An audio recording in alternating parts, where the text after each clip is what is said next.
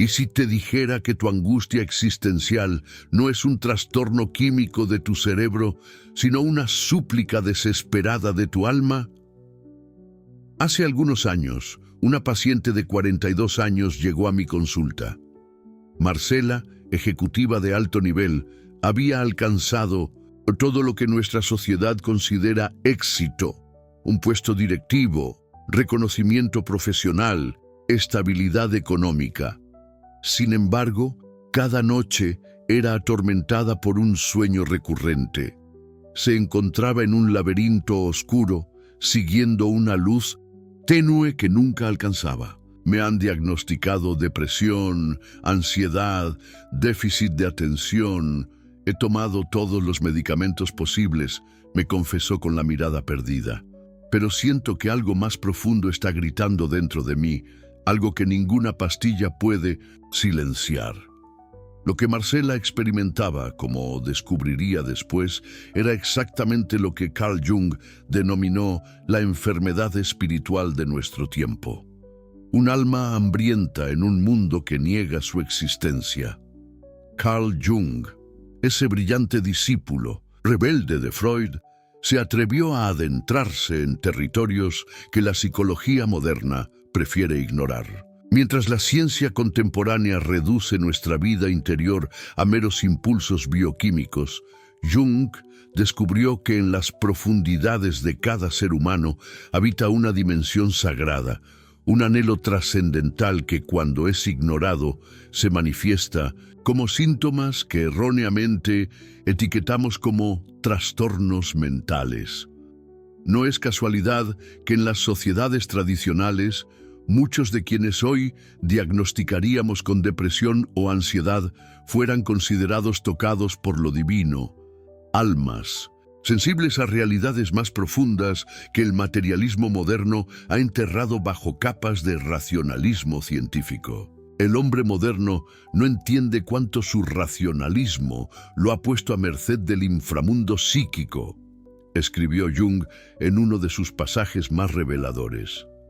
Esta afirmación, lejos de ser una mera observación académica, representa una devastadora crítica a la visión fragmentada que tenemos de nosotros mismos. Piénsalo. ¿Cuántas veces has sentido un vacío inexplicable en medio de la abundancia material? ¿Cuántas veces has experimentado sincronicidades, coincidencias significativas que ninguna explicación racional logra satisfacer? Esos momentos no son anomalías, son grietas por donde se filtra la luz de tu verdadera naturaleza. El concepto junguiano de individuación, ese proceso de integración psicológica que nos conduce hacia nuestra plenitud, no es simplemente un camino hacia el bienestar psicológico, es una peregrinación sagrada hacia el centro mismo de nuestro ser. Jung lo descubrió tras su propia crisis, aquel período oscuro entre 1913 y 1916 que denominó su confrontación con el inconsciente. Durante esos años, Jung se sumergió voluntariamente en las aguas turbulentas de su psique, documentando visiones, sueños y encuentros con figuras arquetípicas en su famoso Libro Rojo, un manuscrito tan revolucionario que permaneció inédito hasta 2009, casi 50 años después de su muerte. ¿Por qué tanto tiempo oculto? Porque sus revelaciones amenazaban los fundamentos mismos de la psicología científica. Imagina por un momento que tu depresión no es una enfermedad, sino una iniciación. Imagina que tus ataques de pánico no son disfunciones, sino llamadas urgentes a despertar a una realidad más amplia. Esto no significa negar el sufrimiento real que estos estados conllevan, ni descartar la utilidad de ciertos tratamientos convencionales. Significa más bien reconocer que existe una dimensión espiritual en nuestra aflicción que la medicina moderna, con su visión mecanicista del ser humano, es incapaz de comprender y abordar. Ana, Una artista de 35 años experimentó durante años sueños vívidos donde se comunicaba con sus ancestros fallecidos. Su psiquiatra le recetó antipsicóticos, interpretando estas experiencias como síntomas de un trastorno psicótico incipiente. Sin embargo, cuando Ana comenzó a explorar estas visiones desde una perspectiva junguiana, descubrió que sus alucinaciones contenían información precisamente verificable sobre su linaje familiar que ella desconocía conscientemente. Para Jung, esto no sería sorprendente en absoluto. El inconsciente colectivo, ese vasto reservorio de memoria humana compartida, trasciende las limitaciones espaciotemporales de nuestra conciencia individual. La psique moderna ha perdido su conexión con lo luminoso, advirtió Jung. Lo luminoso, esa experiencia de lo sagrado que nos sobrecoge y transforma, no es para Jung una reliquia cultural o una ilusión neurótica como Freud sostenía. Es una realidad psíquica fundamental, tan real como cualquier hecho material, y su ausencia en nuestra vida moderna explica gran parte de nuestro malestar. Cuando perdemos contacto con esta dimensión, nos volvemos como plantas privadas de luz, técnicamente vivas, pero marchitándonos lentamente desde dentro. El concepto de sombra es quizás uno de los aportes más conocidos de Jung, aunque frecuentemente malinterpretado. No se trata simplemente de nuestros aspectos negativos, reprimidos, sino de todo aquello que hemos exiliado de nuestra conciencia para mantener una autoimagen aceptable. En nuestra época, lo espiritual ha sido relegado masivamente a la sombra colectiva. Hemos convertido lo sagrado en superstición, la intuición en irracionalidad y la conexión con lo divino en patología. Y así, mientras nos jactamos de nuestra sofisticación tecnológica, sufrimos una pobreza espiritual sin precedentes. Carlos, ejecutivo de 50 años, llegó a terapia tras un infarto que casi le cuesta la vida. He estado corriendo toda mi vida, me confesó, acumulando logros, propiedades, reconocimientos, y ahora que miré a la muerte a los ojos me pregunto, ¿para qué? ¿Qué sentido tiene todo esto? Esta crisis de sentido, tan común en nuestra época, refleja precisamente lo que Jung denominaba la neurosis de nuestro tiempo, la pérdida de contacto con los valores espirituales que dan significado a nuestra existencia. Los arquetipos junguianos, esas imágenes primordiales que estructuran la experiencia humana, no son meras abstracciones teóricas, son fuerzas vivas que operan en nuestra psique, moldeando nuestros pensamientos, emociones y comportamientos de maneras que apenas comenzamos a comprender. El arquetipo del sí mismo, self, ese centro y totalidad de la psique que Jung equiparaba con la imagen de Dios en el alma, representa nuestro potencial de plenitud e integración psicológica. Y sin embargo, ¿cuántos de nosotros nos atrevemos siquiera a reconocer esta dimensión sagrada de nuestra naturaleza? En una era donde la ciencia ha proclamado la muerte de Dios y reducido la conciencia a epifenómeno neuronal, Jung nos recuerda que la experiencia religiosa responde a una necesidad psíquica fundamental. No es un vestigio evolutivo destinado a desaparecer con el progreso científico, sino una dimensión esencial de nuestra humanidad. Puedo curar a mis pacientes, afirmaba Jung, solo hasta el punto en que yo mismo me he confrontado con las mismas cuestiones que los afligen. Esta humildad ante el misterio contrasta agudamente con la arrogancia de cierta psiquiatría contemporánea que pretende reducir toda experiencia humana a desequilibrios neuroquímicos corregibles con fármacos. Si examinas cuidadosamente tus propios sueños, esos mensajes nocturnos del inconsciente que Jung consideraba la vía regia hacia nuestras profundidades, probablemente descubrirás símbolos y escenarios que trascienden tu experiencia personal. Figuras arquetípicas como el sabio, el niño divino, el héroe o la gran madre aparecen universalmente en los sueños humanos, sugiriendo conexiones psíquicas que van mucho más allá de nuestra individualidad. Estas imágenes primordiales no son invenciones culturales, sino expresiones de la estructura misma de la psique humana, vislumbres de esa totalidad que Jung denominó el sí mismo. Laura, profesora universitaria de 38 años, me relató un sueño recurrente. Se encontraba ante una puerta antigua, sabiendo que algo invaluable la esperaba al otro lado, pero sin atreverse a abrirla. En el sueño siento tanto anhelo y tanto miedo, como si mi vida dependiera de cruzar ese umbral, pero también como si algo en mí fuera a morir si lo hago. Desde una perspectiva junguiana, este sueño refleja perfectamente la resistencia que todos experimentamos ante la transformación espiritual. Anhelamos la plenitud, pero tememos la disolución del ego que implica el encuentro con nuestra naturaleza más profunda, la sincronicidad, ese principio acausal de conexiones significativas que Jung desarrolló en colaboración con el físico Wolfgang Pauli, representa quizás el más audaz desafío junguiano al paradigma científico dominante. ¿Cómo explicar esas coincidencias significativas que parecen trascender las leyes físicas de causa y efecto?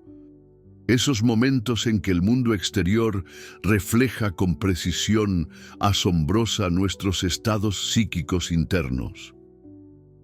Para Jung, estas experiencias revelan una dimensión de la realidad donde psique y materia se entrelazan en un continuo significativo, un concepto sorprendentemente cercano a ciertas interpretaciones de la física cuántica. Miguel, ingeniero de 45 años, escéptico confeso, experimentó una serie de sincronicidades tras la muerte de su madre. Apariciones inexplicables del nombre materno en contextos improbables, averías eléctricas coincidentes con fechas significativas, encuentros casuales con personas vinculadas a ella. No puedo explicarlo racionalmente, confesó visiblemente conmovido, pero siento que hay un mensaje, una presencia que trasciende la muerte física. Para Jung, estas experiencias no son meras proyecciones subjetivas, sino manifestaciones de un principio ordenador que trasciende la separación entre mente y materia. El concepto junguiano de inflación describe ese estado psicológico donde la conciencia se identifica completamente con un arquetipo, perdiendo su anclaje en la realidad concreta. Nuestra civilización tecnológica, con su fe ciega en el progreso material y su desprecio por la sabiduría tradicional, exhibe todos los síntomas de una inflación colectiva. Nos hemos identificado con el arquetipo del demiurgo, del creador todopoderoso, olvidando nuestra fundamental dependencia de fuerzas que nos trascienden. Y como todo estado inflacionario en la psique, este también precede necesariamente a una caída. Los síntomas de este desequilibrio espiritual colectivo son evidentes: epidemias de soledad, adicciones, suicidios, extremismo ideológico, destrucción ambiental. Todos reflejan en diferentes niveles lo que Jung denominaba enantiodromía, el principio por el cual cualquier posición extrema eventualmente se convierte en su opuesto. Cuanto más insistimos en nuestra autosuficiencia racional, más vulnerables nos volvemos a las fuerzas irracionales del inconsciente. Cuanto más negamos nuestra necesidad de trascendencia, más desesperadamente la buscamos en sustitutos degradados. El encuentro con uno mismo, escribió Jung, es uno de los encuentros más desagradables. Esta afirmación, provocadora en su honestidad, explica en gran medida nuestra resistencia colectiva a la transformación espiritual. preferiríamos medicarnos, distraernos o teorizar indefinidamente antes que confrontar esa alteridad radical que habita en nosotros, lo inconsciente, con su inquietante mezcla de oscuridad y luz divina. Porque en esas profundidades no solo encontramos nuestras sombras personales, sino también ese núcleo luminoso que Jung equiparaba con la experiencia de Dios. Es revelador que, en sus últimos años, Jung fuera progresivamente abandonando el lenguaje técnico de la psicología por expresiones más directamente espirituales. En respuesta a Job, quizás su obra más controvertida, Jung no habla como terapeuta, sino como místico, atreviéndose a interpretar la evolución de la imagen de Dios en la conciencia occidental. Este giro teológico del Jung maduro incomodó a muchos de sus seguidores más ortodoxamente científicos, pero refleja la culminación natural de su pensamiento. La individuación, llevada a su conclusión lógica, no puede sino desembocar en la experiencia religiosa auténtica. Elena, científica de 40 años, me describió una experiencia que cambió su vida.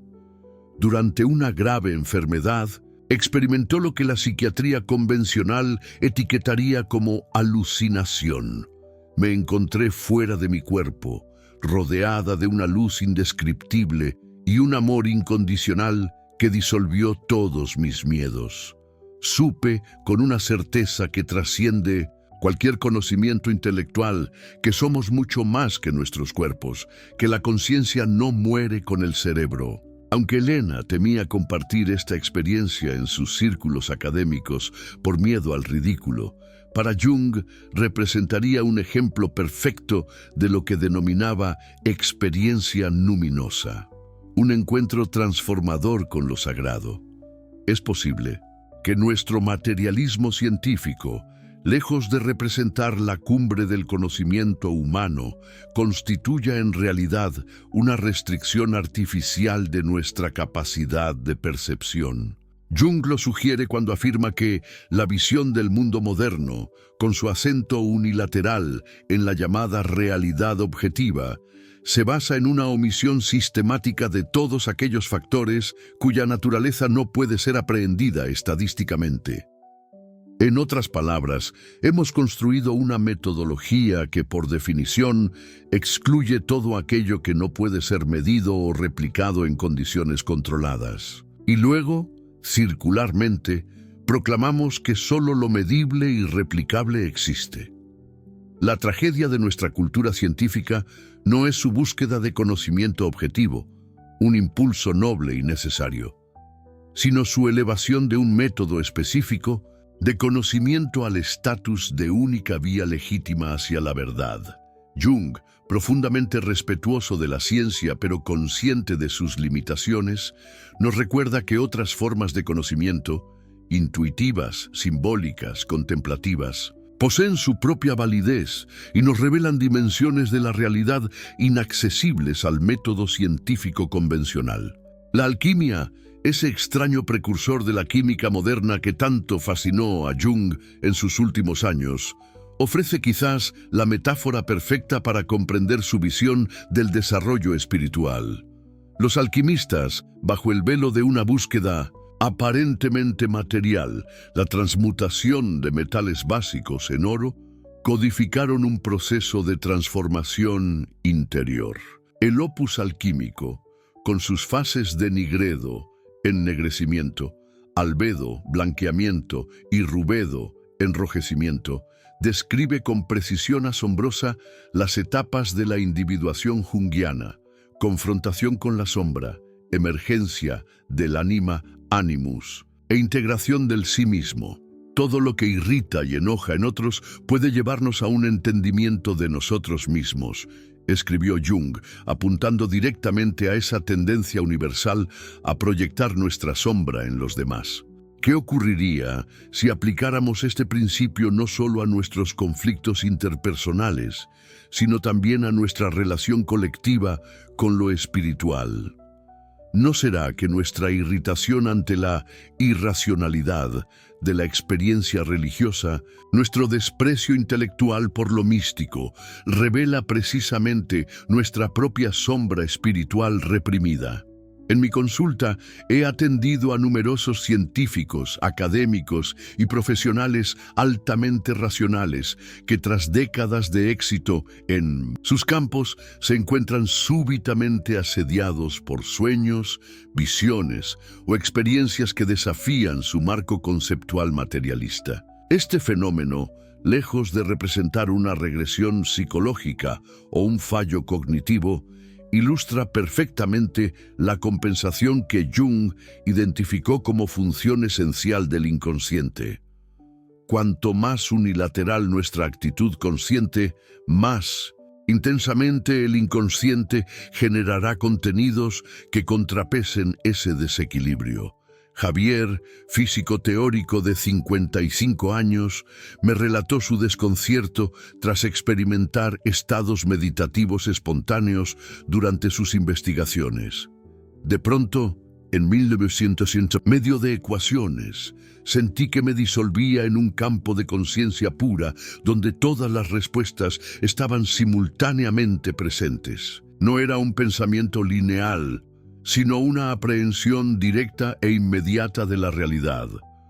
Estas experiencias, descartadas como irrelevantes por el paradigma científico dominante, han sido documentadas por numerosos científicos creativos a lo largo de la historia, desde Arquímedes hasta Einstein, sugiriendo que la intuición trascendente juega un papel crucial incluso en los avances aparentemente más racionales.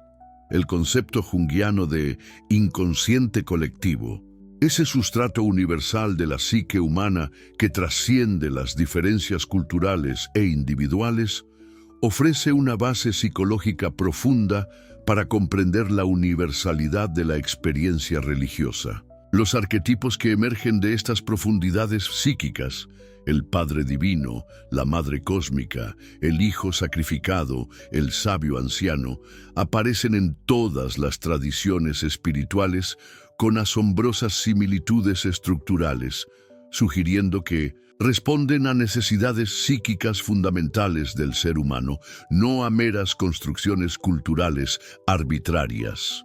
No es que yo crea en Dios, confesó Jung en una famosa entrevista. Yo sé. Esta afirmación, sorprendente en labios de un científico, revela la naturaleza fundamentalmente experiencial, no teórica, de la espiritualidad junguiana. Para Jung, Dios no es primariamente un concepto teológico a aceptar o rechazar intelectualmente, sino una realidad psíquica experimentable, un arquetipo central de totalidad que se manifiesta en la psique humana con una fuerza y autonomía inconfundibles. Este reconocimiento de la realidad psíquica de lo divino no implica necesariamente adoptar dogmas religiosos específicos. De hecho, Jung era profundamente crítico del dogmatismo religioso, considerándolo una cristalización defensiva que frecuentemente obstaculiza más que facilita la experiencia espiritual auténtica. La religión es una defensa contra la experiencia de Dios, afirmaba provocadoramente, señalando cómo las estructuras religiosas institucionalizadas pueden convertirse en sustitutos que nos protegen del encuentro directo, transformador y potencialmente disruptivo con lo luminoso. Patricia, directora de marketing de 48 años, describió así su crisis espiritual. Después de años asistiendo fielmente a mi iglesia, un día me di cuenta de que estaba siguiendo mecánicamente rituales vacíos, repitiendo creencias heredadas que nunca había experimentado personalmente. Fue aterrador abandonar esa seguridad, pero necesitaba encontrar mi propia verdad espiritual. Este doloroso desapego de las formas religiosas externas para redescubrir su núcleo experiencial vivo ilustra perfectamente lo que Jung consideraba un paso necesario en el desarrollo espiritual maduro.